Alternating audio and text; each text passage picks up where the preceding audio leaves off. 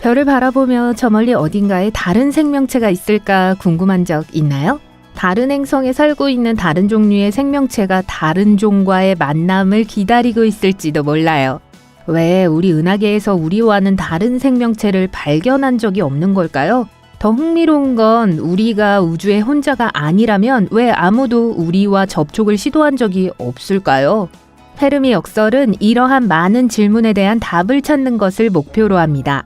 솔직히 말해서 이 문제는 수십 년 동안 과학자, 철학자, 일반 대중을 당혹스럽게 해왔습니다. 페르미 역설은 1950년에 처음 제안한 이탈리아 물리학자 엔리코 페르미의 이름을 따서 지어졌어요. 우주는 광활하고 생명체가 존재할 수도 있는 다른 행성의 가능성이 매우 높다는 점을 고려할 때 어딘가에 지적 문명이 존재할 것이라고 가정하는 건 지극히 당연한 일처럼 보입니다. 하지만 인류의 노력에도 불구하고 아직까지 지구 밖에서 생명체가 존재한다는 실제 증거는 발견되지 않았어요. 물론 우리가 일부러 우주로 보낸 사람들을 제외하면 말이죠. 이러한 증거의 부족으로 인해 사람들은 우주에서 정말 우리가 혼자가 아닐까 생각합니다.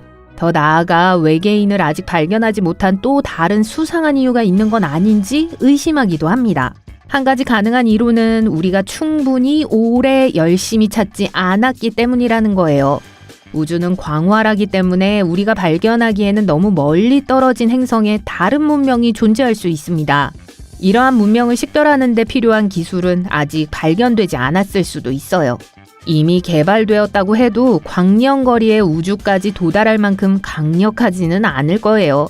우리가 우주에서 유일한 지적 생명체일 수도 있을까요? 이 이론은 생명체가 진화하고 번성하는 데 필요한 조건이 매우 드물다는 것을 시사합니다. 예를 들어 지구에는 물, 안정된 대기, 자기장, 그리고 꽤 합리적인 기후가 있어요. 일부 과학자들은 지구가 우주에서 이러한 조건을 갖춘 유일한 행성이고 그 덕분에 지구에 지적 생명체도 존재할 수 있다고 생각합니다. 그러나 이 이론은 이 역설을 완전히 설명하지는 못합니다. 우주가 매우 광대하고 우리보다 훨씬 더 오랫동안 존재해왔기 때문이죠. 우주의 나이는 약 138억 년으로 추정되는 반면 지구의 나이는 약 45억 년에 불과해요. 수백만 년 정도 오차가 있겠지만요. 더 그럴듯한 가설은 다른 지적인 문명이 존재하지만 우리가 감지하기에는 너무 멀리 떨어져 있다는 것입니다. 이 이론은 이러한 문명이 현재 우리가 감지할 수 있는 것보다 훨씬 더 멀리 떨어진 행성에 있거나 완전히 다른 은하계에 있을 수 있다고 시사하죠. 게다가 우주는 팽창하고 있습니다. 즉 모든 것이 제자리에 머물러 있지 않다는 뜻이죠. 행성과 은하 사이를 여행할 수 있는 기술적 능력이 있다고 해도 우리가 따라잡을 수 없는 속도로 행성과 은하가 우리에게서 멀어지고 있을 수도 있습니다. 이전의 모든 이론과 마찬가지로 이 이론에도 몇 가지 결함이 있습니다. 외계 문명의 증거를 아직 발견하지 못한 이유를 완전히 설명하지 못하기 때문이죠.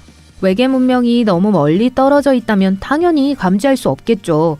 그렇다면 왜 그들은 우리와 연락을 시도하지 않을까요? 지금 이 순간 우주를 떠돌고 있을 다른 모든 문명이 우리보다 덜 진화했다고 상상하기는 어렵습니다. 우주적 규모로 보면 인간은 정말 젊어요. 지구의 나이가 겨우 1년이라고 가정한다면 인간은 12월 31일의 마지막 20분 동안 지구 표면에 등장한 셈이에요.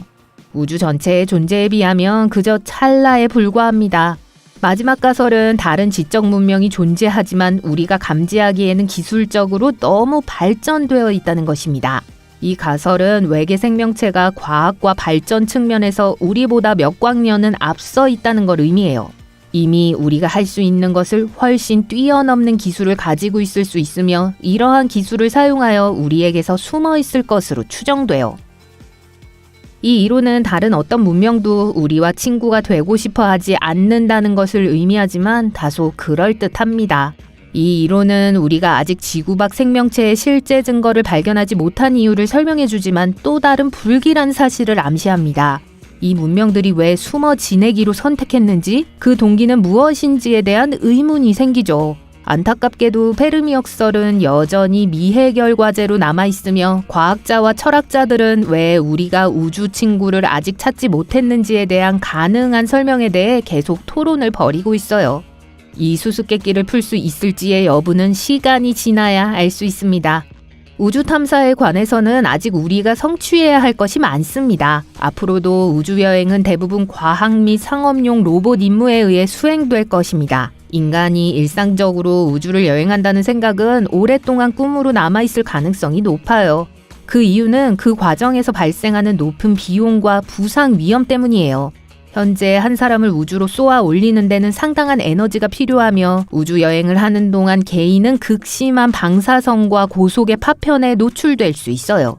물론 부유층을 중심으로 우주 여행의 접근성을 높이려는 시도가 있었지만 소유주 캡슐 한 좌석에 200억 원이 넘는 비용이 들기 때문에 대부분의 사람들에게는 여전히 접근하기 어려운 일이에요.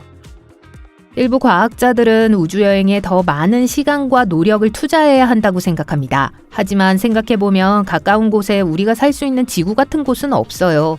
우리는 대기권 밖에서는 숨을 쉴 수 없고 태양계에는 생명체를 지탱할 수 있는 우주물체가 존재하지 않습니다.